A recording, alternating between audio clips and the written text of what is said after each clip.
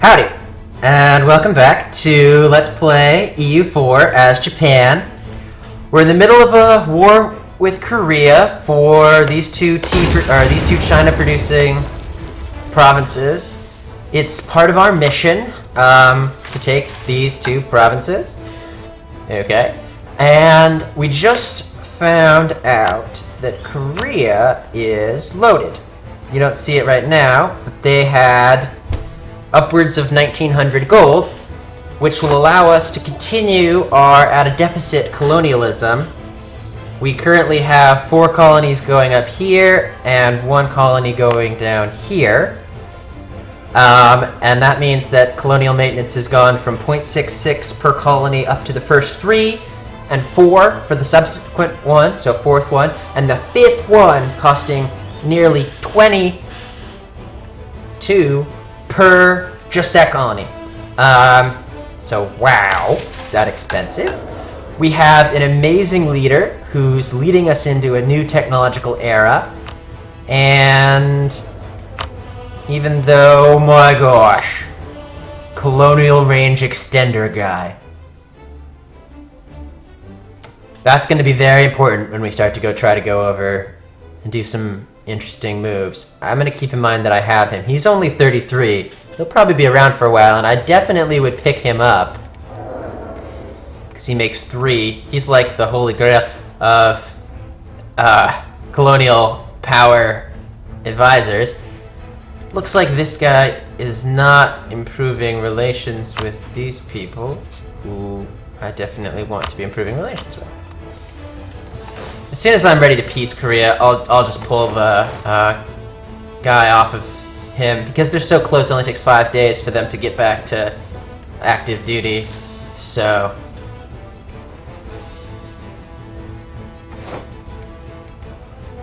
where are my boats? Repairing there.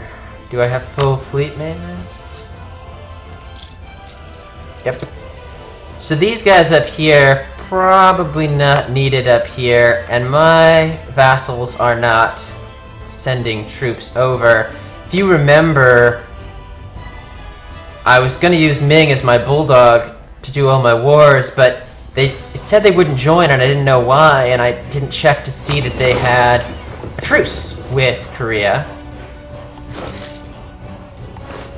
And that's why.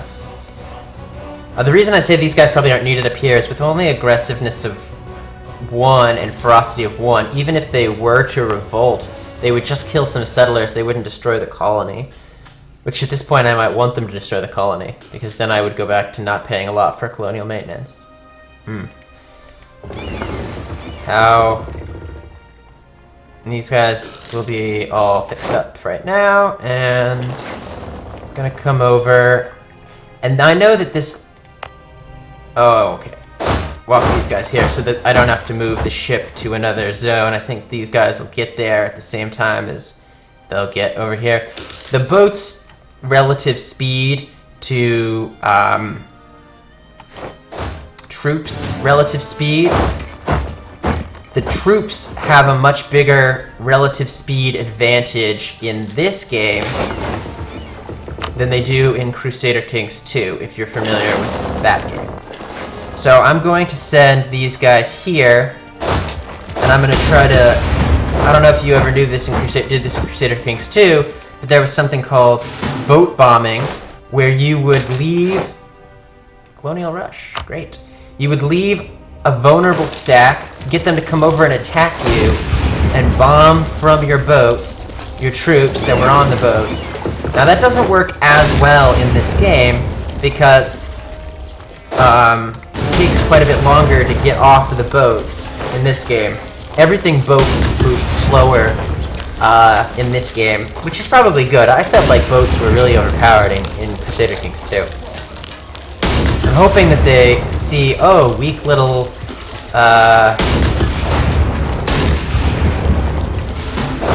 troops. I'm gonna run over there and attack them, and then I can boat bomb them.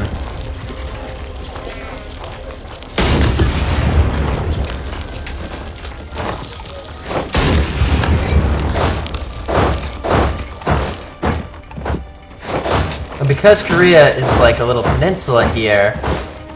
Oh... Rats, this doesn't look good. Hey, can some people come help me? Okay, my vassals are sending folks to help. Yeah, great, that's good. Now, it'd be a little dangerous here, because if they did come down now, I can't both. I don't know, another thing about Crusader Kings 2 that always bothered me was that you had no way of stopping enemy troops from landing on your shores, even if you had this amazing navy. But in this game, you can't take troops from your boat unless you're not in combat. So, if you're in combat and you want to move your troops onto the shore, you have to win that combat. And if you lose that combat, they could destroy the transports, which would also destroy the troops on the transports. They could capture the transports, which I don't really know exactly what that does, but to the troops on the inside. I know you get the transports. You can capture any boats in a combat. I don't think I captured any there, but I honestly don't know. Okay, well, they're obviously not taking the bait, so... Oh, never mind, they are taking the bait. They're taking the bait. All that. So I don't have any walls breached, so I'm just gonna...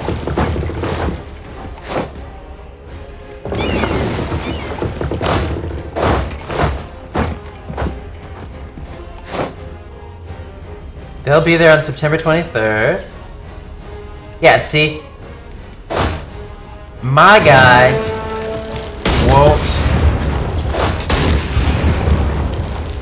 They'll get there on September 23rd. In CK2, these troops would have gotten off that boat in a day, or 4 days at most. As it is, I'm gonna run these guys there to get there, so it'll be 5 on 6, with eventually the 4 boosting it up.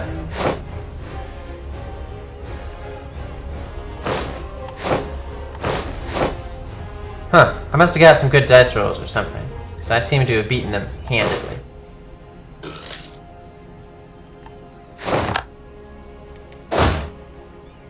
So those guys can't move, those guys can't move, those guys can move.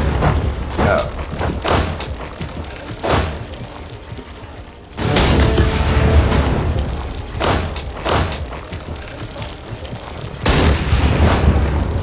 I'm actually going to send them after them. The way this works is kind of interesting. When you're in retreat, you run faster, so they'll get there before me. Additionally, if they continue to retreat beyond the province that they retreat to, we won't have a combat in that province. That gives them time to gain morale, and me time to gain morale, but it's a little bit more important for them because they don't have any morale. It's not infrequent that you'll have a combat where they end up with more troops than you, but you win the combat, perhaps because you were in... Oh,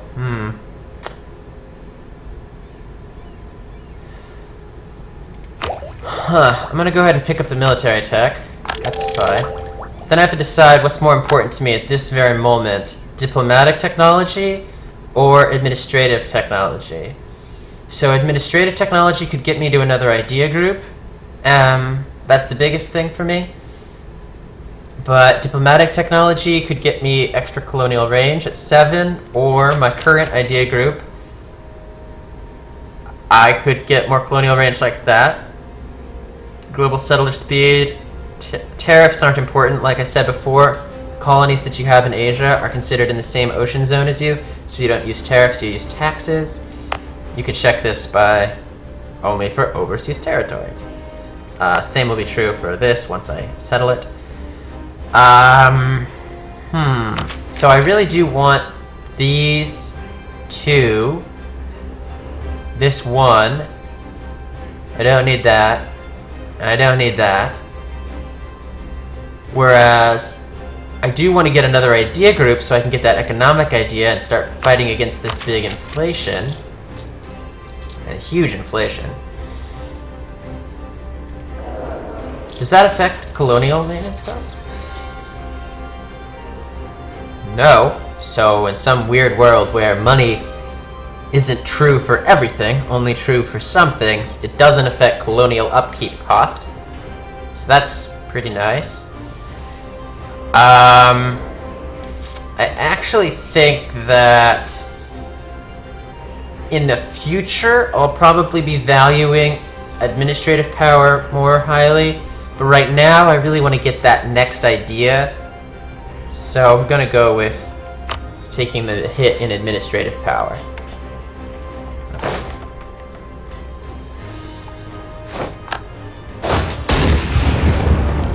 So I'm going to split up these troops, send these guys over there. Just try to siege as many as possible. The AI is programmed in this game to fight in a form where they'll spread out for sieging like this and keep a doom stack to fight your doom stack, which is great because that's exactly how I fight, so it's actually not a bad strategy. So the question is, do I want to core all of these? It'll take administrative power, but if I don't core them, because they are in the same C zone as me, they give me overextension. See? If they were overseas, they wouldn't give me overextension, but as... I don't know. What's the word they use? Not overseas. They do. So I definitely need to core every single one of these, because I'm going to get some overextension from this, depending on what I choose to take from the Koreans. Like I said, I'm probably not going to take everything. I'm probably just going to take these 2 profitable provinces and all their money. Because now that I know that I can spend money on colonial maintenance, I'm going to be spending a lot of money on colonial maintenance. Put it that way. They seem to be amassing a non-trivial amount of troops. Gotta do this stupid little dance.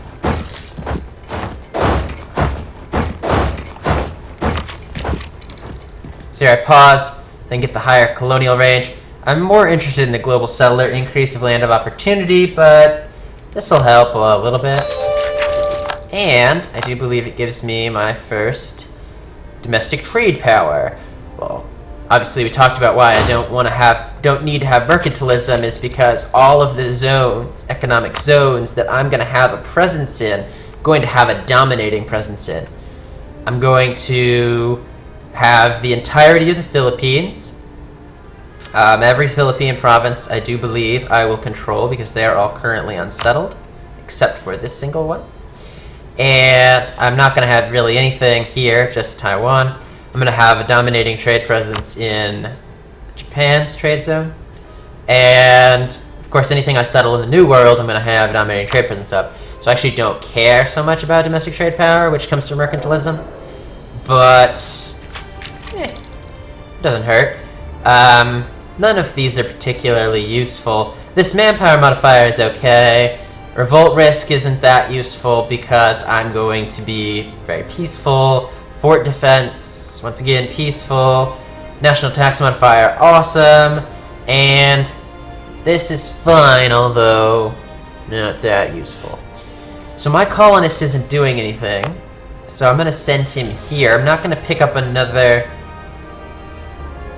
colony quite yet. I'm going to send him here, and as soon as this war is over, I'm going to pick up another colony. Oh no, I was talking, so I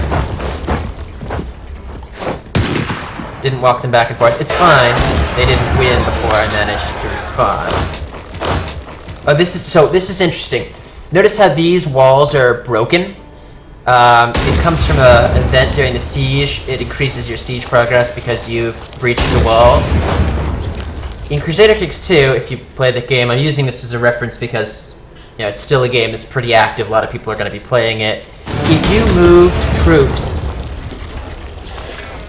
slightly, but not out of the province, just move them a little bit, you wouldn't destroy any of the progress of your siege. In this game, if I move these troops at all, I will no longer have these walls breached. I'm just going to have to take my word for it. I'm not going to show you, because you have to roll a 14 to get siege breach.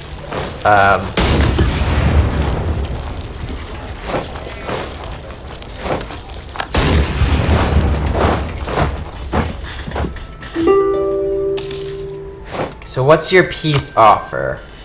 You'll pay me 60 ducats. You'll cede one of the provinces I want, two of the provinces I want.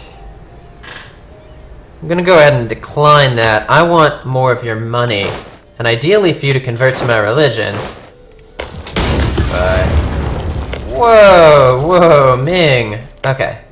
For a second there I thought that there was more widespread revolts. Now that you are my friend, Ming, I want to make sure that you don't have problems.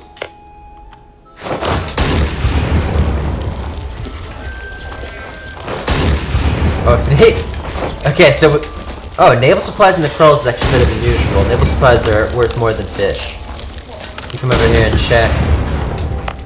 Naval supplies have a base value of 1.9.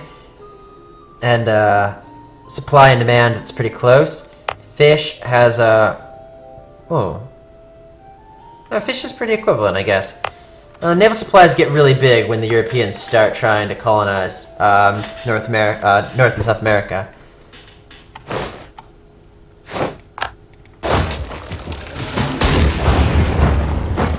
Oh, I thought I was going to accidentally show you there. Okay, so yeah, I'm just going to take over all of Korea to get my war score as high as I can. I can't go past 100, so if you... Oh, I don't have a diplomat. Well, once I... 155. Do I have a royal marriage here? So I don't have a royal marriage, but I have something called In War Together. And being in a war together gives you plus 25, which you think is great for like getting to the annexation point, but you can't start annexing when you're at war.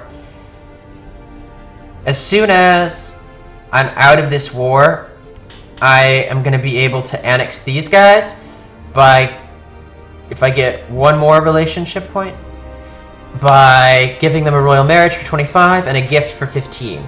So they'll be the guys that I pull off of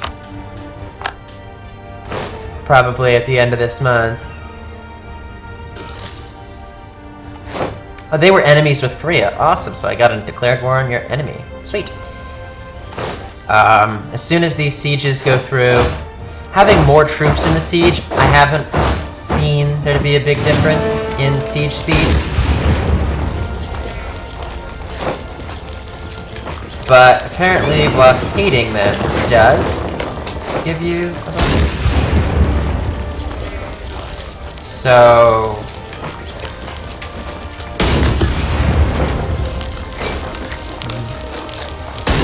I think it was already being blockaded by my vassal. Can you give me something better now? I hope you didn't spend all your money trying to fight me. That would ruin my day. Oh yeah, the assault in here.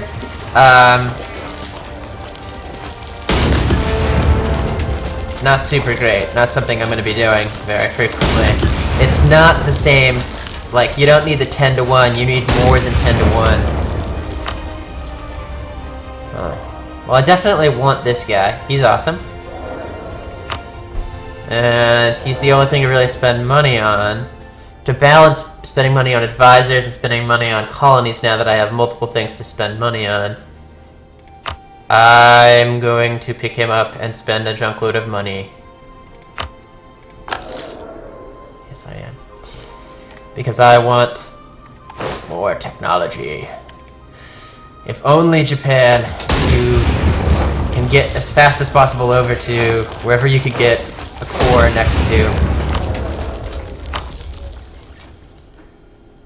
So this revolt risk one would be good. As far as the tax modifier thing, I get 5 in taxes, and I currently have no taxation modifiers, so 5% of 5 is divided by 20 is 1. 5 divided by 20 is 0.1, right?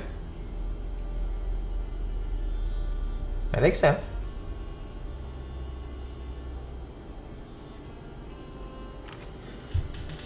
Okay. So pretend it's 500. You divide that by 10, and you get to 50. Divide that by 2, it is 0.25. Yeah, I'm not super stupid.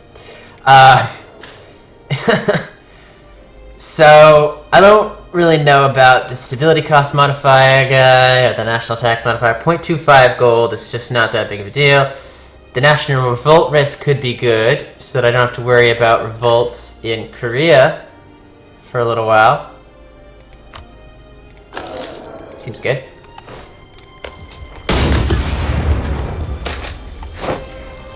Grain will be produced. Now that is not what I wanted to see. Because you could have been producing something rare, like spice, or China. Something profitable. But you don't have any control, as far as I know, over that. So I have enough relationship with these guys. I'm going to stop improving relations. I'm going to give them a royal marriage.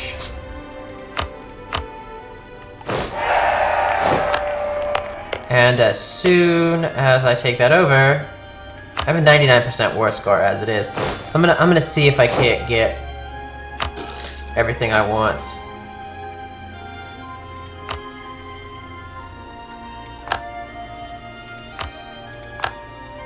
Everything that I want. So I definitely want the 2 provinces that are my war goal. And money. They had thousands of money before. I do not know what they did with all their money. That is sad. Now the question is, do I want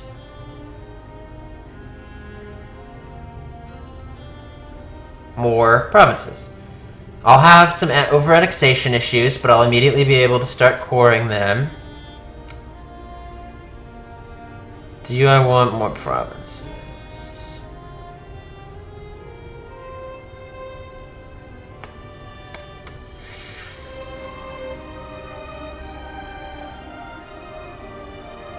Can't really fully annex them. I could force my religion on them, which would mean that they would start to convert themselves to being Shinto as opposed to Confucianist.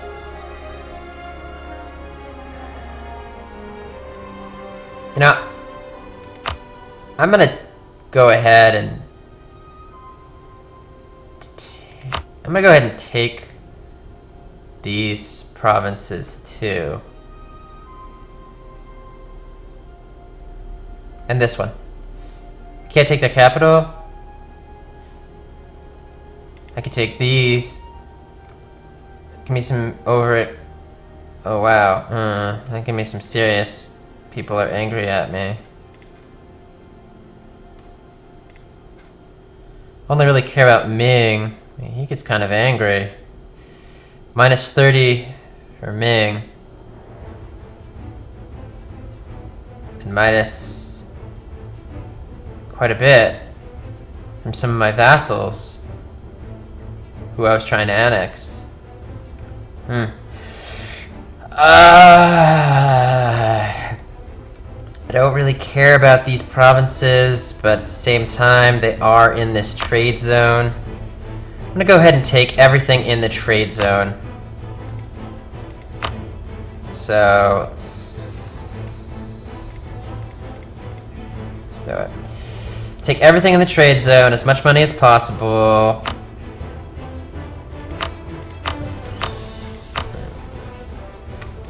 And I'm gonna say that's all I really need. It's not pretty, but it's what I'm...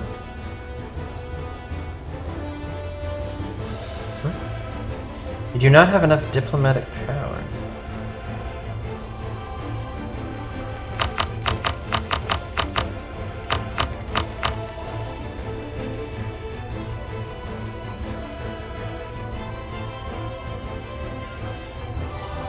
Huh? Well, I'm gonna wait until this is sieged through then. See if I can't get my piece that I wanted then.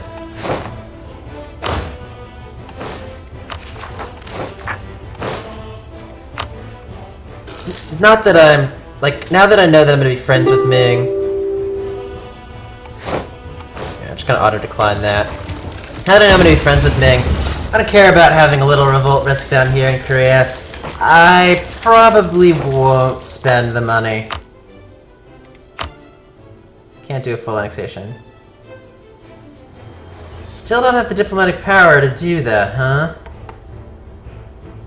Wonder what calculates that. I don't take any money?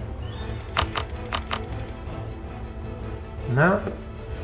Well, the way you can tell how much like a province makes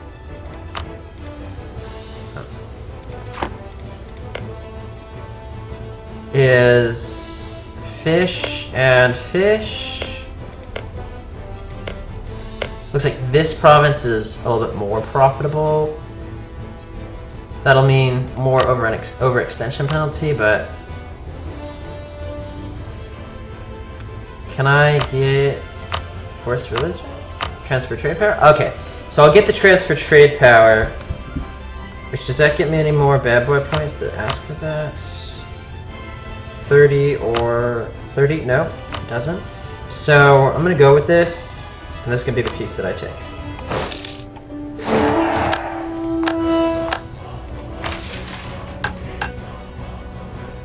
Remove Omoto. It must be one of my vassals. Not gonna worry about it. Incorporate these guys. Now that's definitely gonna be one I keep my eyes on. Oh, balls. Well, I got some minus with them for... I have to get back up to 75 before I can give them a gift. I got some minus for aggressive expansionist. I saw that was going to happen. There was just no way around it. The way I like to do this is to... Oh, I better start coring them all. Administrative power. Administrative power. I'm going to core them all. It would be cheaper to convert and then core, but missionary would make no progress. 166 months. I can do that. Gonna core them and then convert them. Maybe get a advisor that gives me missionary strength when I want to go on a missionary. Sometimes you see them. Missionary strength advisors. Once I want to do that, once I'm like committed to converting them, I'll do that. Ming broke their alliance with us. No.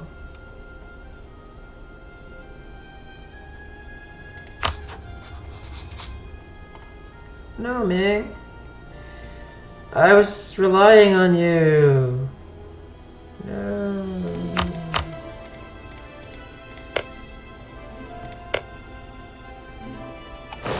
Well, okay. Oh, until the death of my leader, which, how old am I? I am 42 years old, so I don't really know how long that's going to be.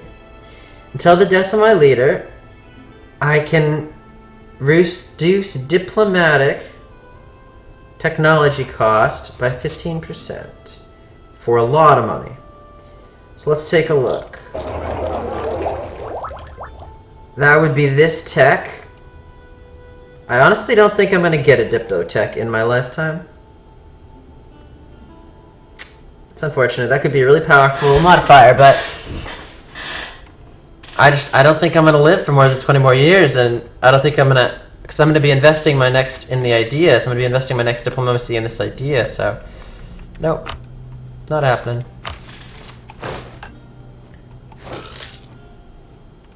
So, the way I do for revolts is I put all my troops in one location.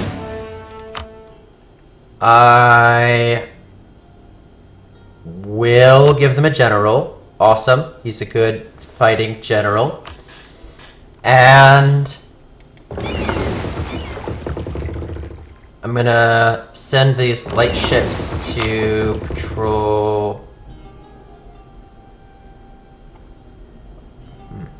patrol... I'm actually gonna send one of them to patrol the Philippines so that there are no pirates. It's better to patrol so that no pirates happen than have to fight a stack of pirates. And then the rest of them are gonna patrol this sea zone.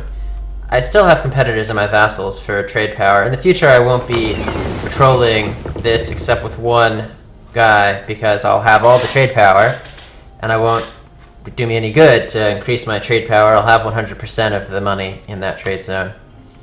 If you look at it, I have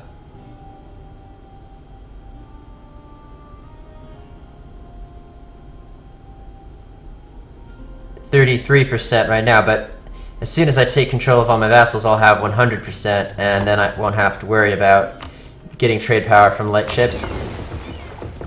And I'm going to send... Let's see, could I afford another colonist? No, because I have that expensive advisor. Not sure you were worth it, expensive advisor, but... whatever.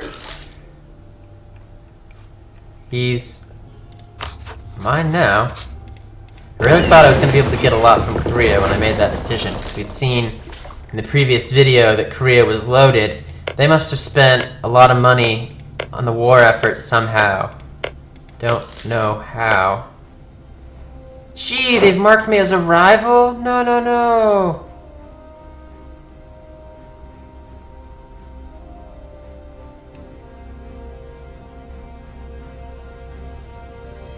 Diplomacy with the rival nation is almost always futile?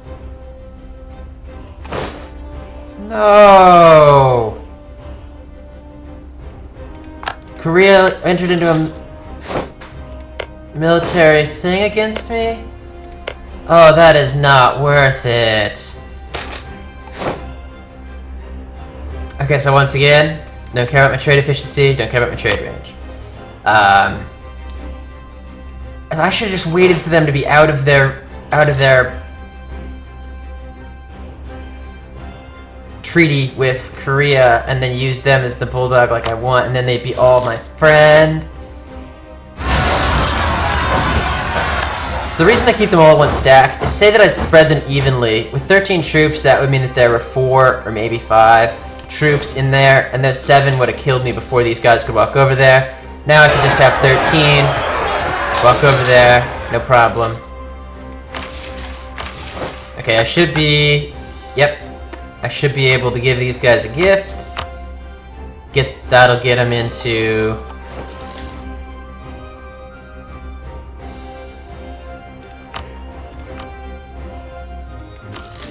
that'll get them into range. What about these guys? No, that... oh wait. In 4, because I don't have a royal marriage with them. Yep. 4 months, I'll be able to do that. And then I can just start annexing. I am so depressed about the Ming right now. I told myself it was going to be a peaceful game. I was going to be friends with the Ming. This is the same thing, except it's a lot cheaper. I'm still going to say no, though, because I'm still losing a lot of money. Once I get one of these colonies to finish, then I will go down to that really cheap colonial maintenance zone. But I might have to swap out that super expensive advisor, as much as he costs like 170 to go in the first place, and he's pretty good. I might... oh, diplomatic technology cost. He's good. I'll swap into him if I have to. Like I said, I'm not going to probably be buying a... okay, so I'm working on this. In 7 years... okay, I think I overdid it a little bit. It's actually,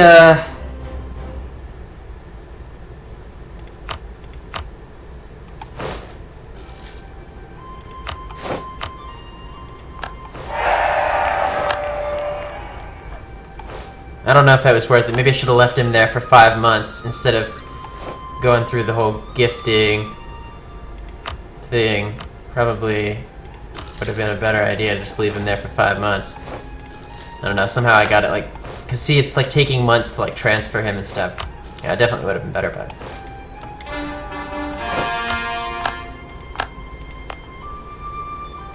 Okay, sweet.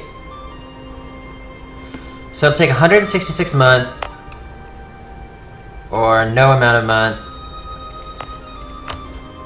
So I'm really not gonna get any conversion unless I get an advisor that gives me religious boosted. I'll go ahead and send him. It's not like it really hurts. It increases their revolt risk, but... Okay, sweet. I should be back to a more sustainable... Yeah, my colonial maintenance went from like 10 to 1. I should... For that though, because as we talked about...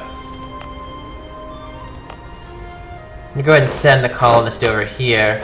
I'm not gonna start another colony.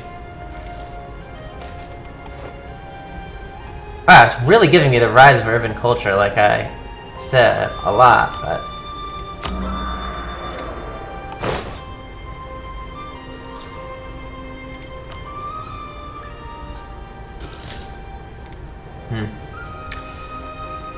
I don't really know who the better advisor is at this point.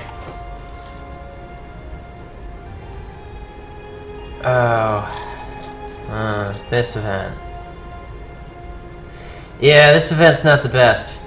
I'm still gonna go with the stability loss. I'm still gonna pump the stability back up to keep the revolts from happening. And I'm gonna take a little break right there.